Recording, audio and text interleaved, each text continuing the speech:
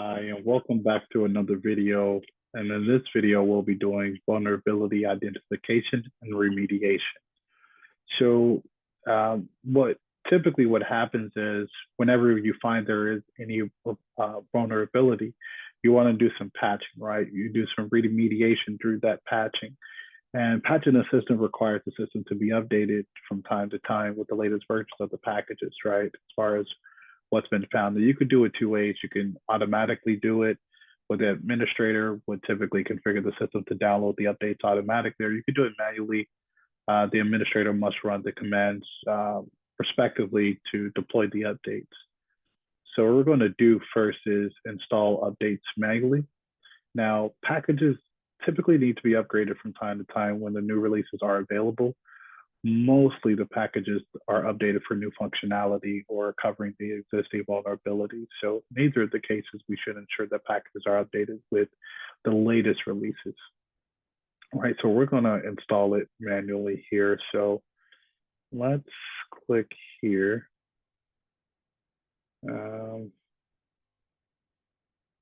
Needs to be rebooted, okay.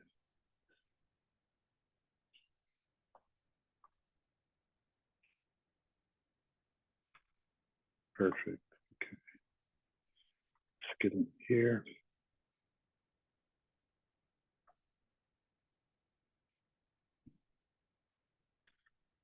Okay.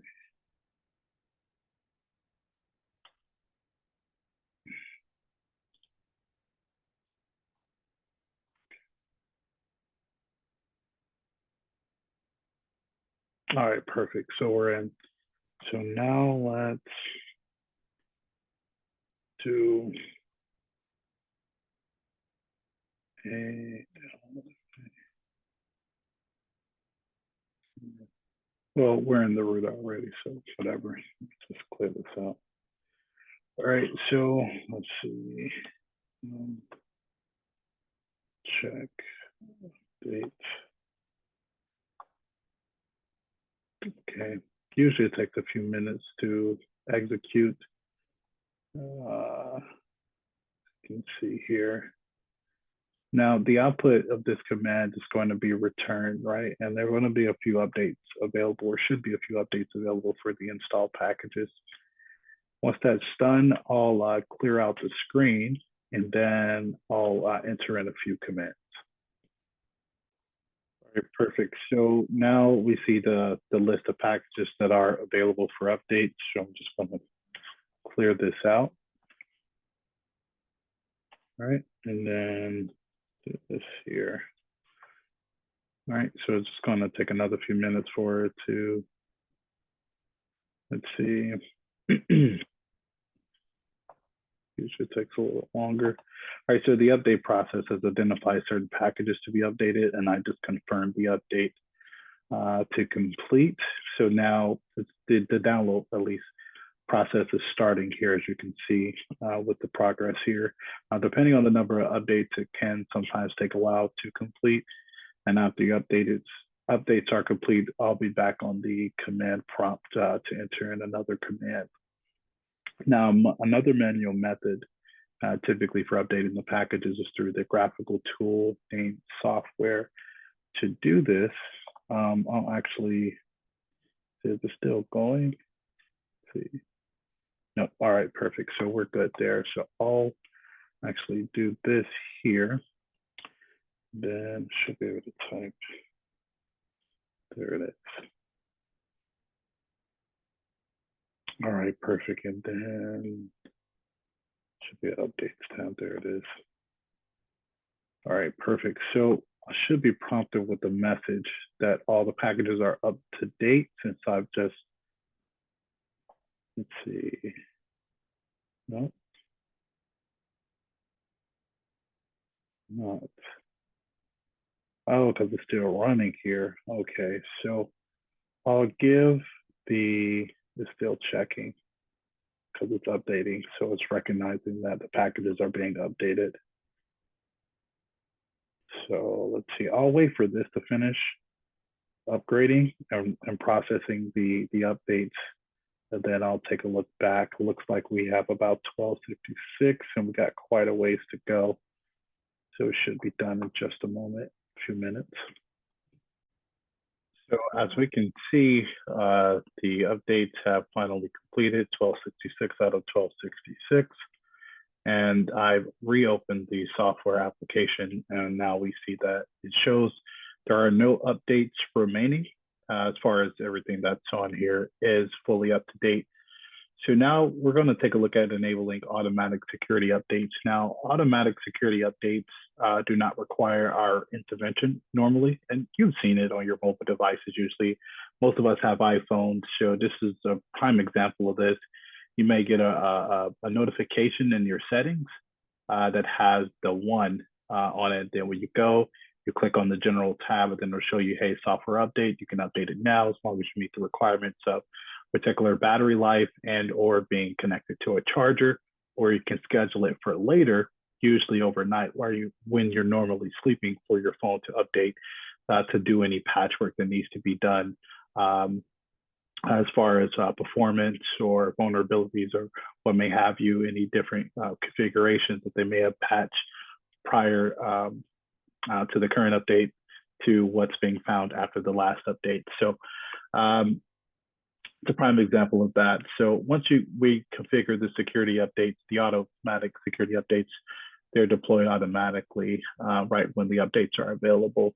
Typically, in an enterprise sense, outside of the personal cell phone example I gave, it's usually done outside of the 9 to 5 hours, or typically when that business has the most traffic done. It's done in the downtime side of that business. So when the employee comes in the following day, then everything is fully patched and updated and ready to go without getting in the way of business processes, right? So just going to close this out and then restore the terminal window. Let's see. Let me go back here. And now to enable security updates, I'll need to install the command, which is the DNF automatic package on the system. So I'm going to type this here.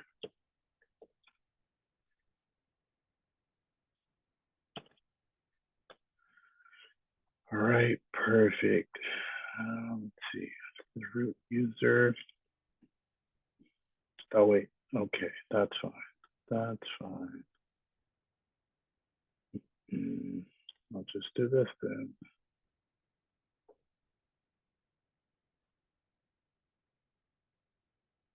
That's not it.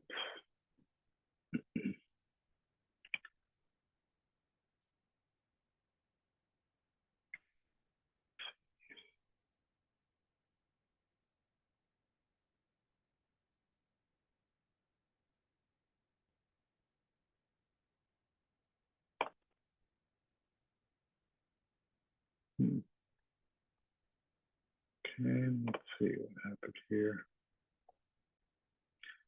All right, so ran into a bit of a snag, but I'm mentioning this because I want to talk about how these things happen, and you can figure out a way through these things when they do happen, because they're going to happen, right? So initially, it kept giving me this command has to be run with super user privileges to the root system. So I did a bit of digging to see what was going on, because I thought I was still logged in as the lab admin. I had to enter in the correct command to get to the root, which was this one here. And then I was able to run the command for automatic update. So after I was able to do so, the download and the installation began. And since I'm using the, I'll say -y in the command itself, I wasn't asked to confirm the installation.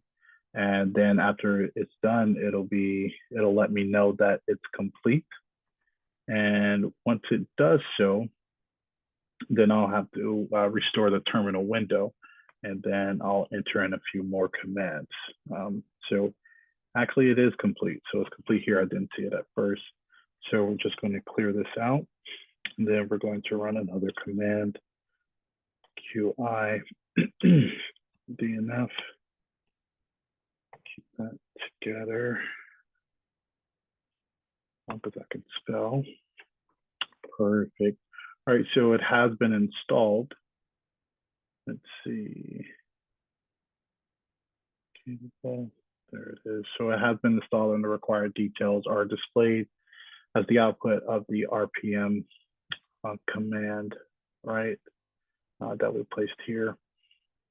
So now we need to start the DNF automatic service. So when we run the command, it will schedule the automatic update for the sent operating system. So we can do this one.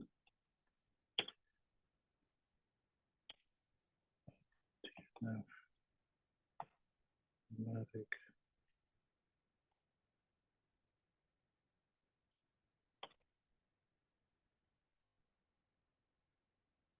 Perfect. All right, so the command has executed successfully, as we can see here, it has been created. And now to verify the status of the DNF service, I'm going to do this here.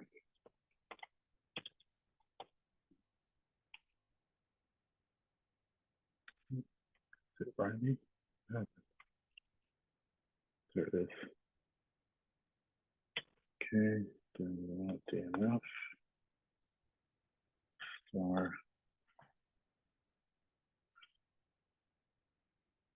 Give it a moment. Perfect. So now we notice that the service has started. So the DNF make cache. Let's see. There it is. All right, it's responsible for running the service. So the service updates the packages in the system cache, right?